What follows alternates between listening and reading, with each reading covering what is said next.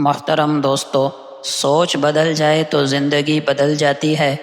آئیے سنتے ہیں چند وہ الفاظ جن میں زندگی کے گہرے راز دفن ہیں۔ بسم اللہ الرحمن الرحیم۔ بحث کے دوران پرسکون رہیں، کیونکہ لہجے کی سختی غلطی کو عیب اور سچائی کو بد اخلاقی بنا دیتی ہے۔ لوگ کیا کہیں گے؟ اس جملے نے نہ جانے کتنے خواب ختم کر دیے، نہ جانے کتنے دل توڑ دیے، نہ جانے کتنی زندگیاں برباد کر دیں۔ کسی نے اپنی پسند چھوڑ دی کہ لوگ کیا کہیں گے، کسی نے پردہ کرنا چاہا مگر چھوڑ دیا کہ لوگ کیا کہیں گے، اور لوگ آخر میں کہتے ہیں انا للہ و انا الیہ راجعون۔ جو لوگ تمہیں کھونے کے بعد بھی پرسکون رہیں، سمجھ لو وہ پہلے ہی تمہیں کھو چکے تھے، تمہیں خبر نہ ہوئی۔ تنہائی کا گناہ زوال تک اور تنہائی کی نیکی کمال تک پہنچا دیتی ہے۔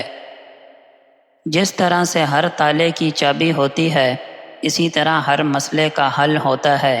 لہٰذا اپنی خوشگوار زندگی کو کبھی ضد اور انا کی بھینٹ نہ چڑھائیں۔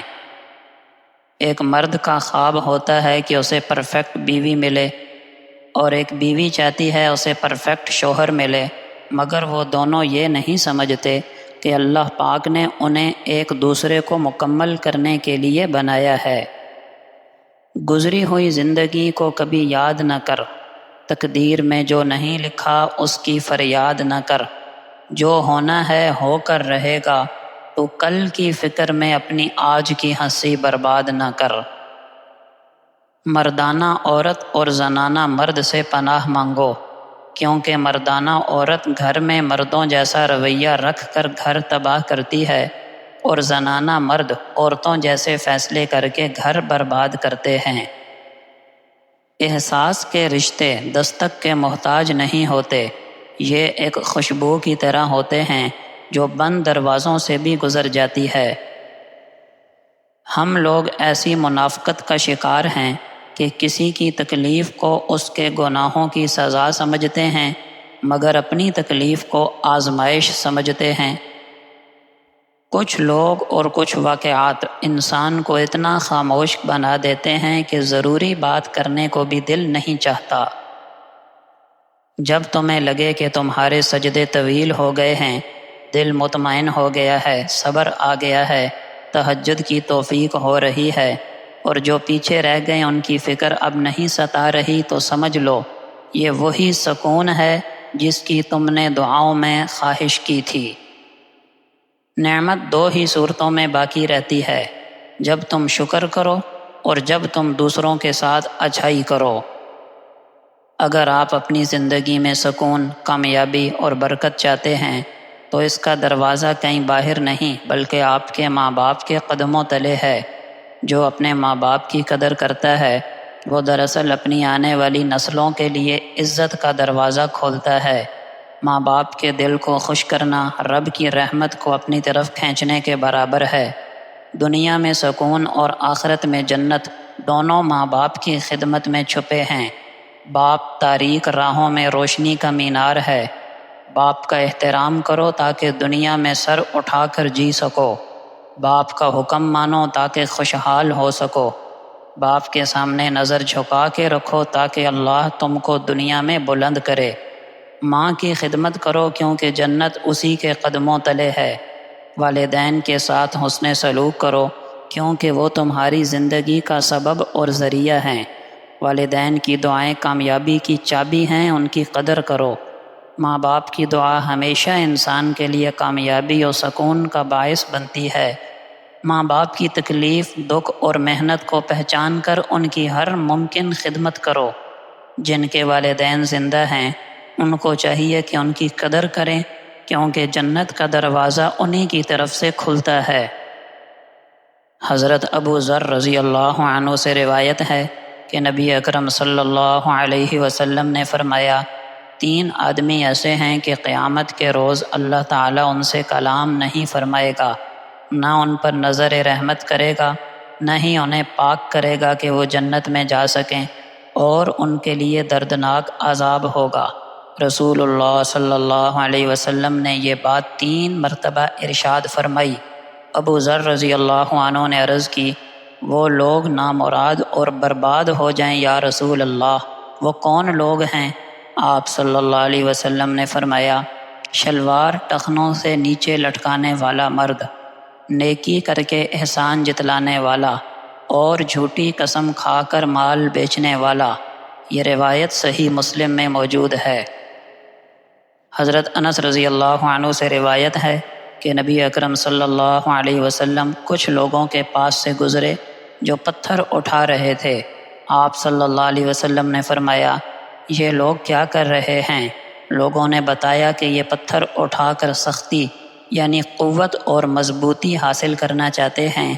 نبی کریم صلی اللہ علیہ وسلم نے فرمایا، کیا میں تمہیں اس سے بھی قوت والی یا مضبوط چیز نہ بتاؤں؟ وہ شخص جو غصے کے وقت اپنے آپ کو قابو میں رکھتا ہے، وہ اس سے زیادہ قوت والا اور مضبوط ہے۔ ایک اور روایت میں ہے کہ نبی اکرم صلی اللہ علیہ وسلم کچھ لوگوں کے پاس سے گزرے جو ایک دوسرے سے کشتی کر رہے تھے۔ آپ نے پوچھا، یہ کیا کر رہے ہیں؟ لوگوں نے کہا، اے اللہ کے رسول، یہ فلاں پہلوان ہے، جو بھی اس سے مقابلہ کرتا ہے یہ اسے پچھاڑ دیتا ہے۔ تو رسول اللہ صلی اللہ علیہ وسلم نے فرمایا، کیا میں تمہیں اس سے بھی بڑا پہلوان کے بارے میں نہ بتاؤں؟ وہ شخص جس پر کسی دوسرے آدمی نے ظلم کیا تو اس نے اپنا غصہ پی لیا، اس طرح وہ اپنے اوپر بھی غالب آ گیا، اپنے شیطان پر بھی غالب آ گیا اور اپنے ساتھی کے شیطان پر بھی غالب آ گیا۔ یہ روایت مجمع الزوائد میں موجود ہے۔ نبی اکرم صلی اللہ علیہ وسلم نے فرمایا، جو شخص اشراق کی 2 رکعتیں پابندی سے ادا کرے، اس کے صغیرہ گناہ معاف کر دیے جاتے ہیں، چاہے وہ سمندر کے جھاگ کے برابر ہی ہوں۔ ابو ہریرہ رضی اللہ عنہ سے روایت ہے کہ نبی اکرم صلی اللہ علیہ وسلم نے فرمایا، کیا میں تمہیں ایسے شخص کے بارے میں نہ بتاؤں جو جہاد کرنے والے لشکر سے بھی زیادہ اجر لے؟ وہ شخص جو اچھی طرح وضو کر کے فجر کی نماز باجماعت پڑھے، پھر بیٹھ کر ذکر میں مشغول رہے اور طلوع آفتاب کے بعد 2 رکعت اشراق ادا کرے۔ ایک اور حدیث میں ہے، جو شخص فجر کی نماز باجماعت پڑھ کر بیٹھا رہے اور اللہ کا ذکر کرتا رہے، پھر سورج نکلنے کے بعد 2 رکعت نماز پڑھے، اس کے لیے مکمل حج اور عمرے کا ثواب ہے۔ عزیز دوستو، دن کے آغاز میں چند منٹ اللہ کے حضور جھک کر یہ نفل ادا کرنے سے نہ صرف گناہ معاف ہوتے ہیں بلکہ آپ کا دن برکت، سکون اور کامیابی سے بھر جاتا ہے۔ یہ عمل مختصر ہے مگر اس کا اجر اتنا بڑا ہے کہ دنیا کے کسی خزانے سے بھی اس کا مقابلہ نہیں۔ ایک آدمی سفر کر رہا تھا، اس نے رستے میں ہاتھیوں کا ایک کیمپ دیکھا۔ اسے حیرت ہوئی کہ اتنے بڑے اور طاقتور ہاتھی صرف ایک باریک سی رسی سے بندھے ہوئے ہیں۔ وہ چاہیں تو رسی آسانی سے توڑ سکتے تھے مگر پھر بھی وہ وہیں کھڑے تھے۔ آدمی نے ہاتھیوں کے مالک سے پوچھا، یہ کیسے ممکن ہوا؟ یہ ہاتھی رسی کیوں نہیں توڑتے؟ مالک نے جواب دیا، جب یہ ہاتھی چھوٹے ہوتے ہیں تو ہم انہیں اسی رسی سے باندھ دیتے ہیں، اس وقت چونکہ وہ کمزور ہوتے ہیں اور رسی نہیں توڑ پاتے، کئی بار کوشش کرتے ہیں مگر ناکام رہتے ہیں، تو آخر کار وہ یقین کر لیتے ہیں کہ یہ رسی کبھی نہیں ٹوٹ سکتی۔ مالک نے مزید بتایا، اب جب یہ بڑے اور طاقتور ہو جاتے ہیں تب بھی وہی پرانا یقین رکھتے ہیں، اس لیے کوشش ہی نہیں کرتے۔ یعنی یہ عظیم ہاتھی اپنی پوری طاقت کے باوجود ایک معمولی سی رسی سے بندھے رہتے ہیں، صرف اس لیے کہ ان کا یقین نہیں بدلتا۔ پیارے دوستو، بہت سے انسان بھی ایسے ہی ہیں، وہ اپنی پرانی ناکامیوں کو یاد رکھتے ہیں اور سمجھتے ہیں کہ وہ کامیاب نہیں ہو سکتے۔ حقیقت یہ ہے کہ اگر وہ ہمت کریں تو سب کچھ حاصل کر سکتے ہیں۔ یاد رکھیے، اصل قید رسی کی نہیں، سوچ کی ہوتی ہے۔ اپنی سوچ بدلیں، یقین بدلیں اور دیکھیں آپ کی زندگی کیسے بدلتی ہے۔ اللہ پاک علم و حکمت کے ان موتیوں سے ہمارے سینوں کو روشن فرمائیں۔ آمین.